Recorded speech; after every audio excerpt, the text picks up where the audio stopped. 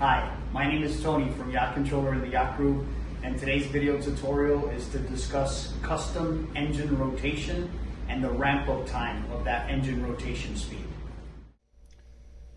So to the screen here in the menu, in the settings menu, in the custom engine speed rotation controls, we basically have the versatility to control not only customizing the engine speed rotations in counter rotation, but also the ramp-up time, which is very critical. So these settings, again, adjusted at time of delivery, finely tuned dependent to the boat's size, its beam, its windage, prop size. So these algorithms that we can finely tune to give you true rotational control by the turn of the joystick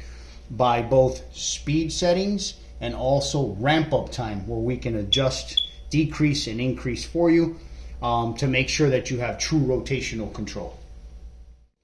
Okay, so now to demonstrate the custom engine speed rotation control, as you see here with our wireless joystick with the speed settings are all adjusted. So essentially just the nice twist of the joystick itself, you're going to get the counter rotation of your engines as you see here at the different speed settings, again with the ramp up settings that we would set at the time of delivery.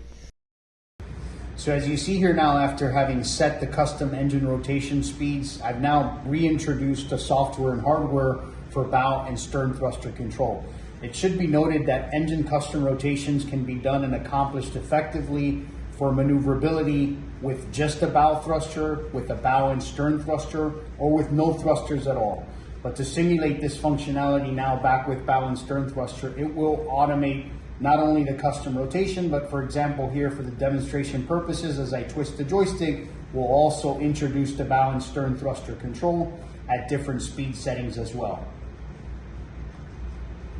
This is the versatility that the new generation Yacht Controller provides, unparalleled, unmatched by any competing brand in the market.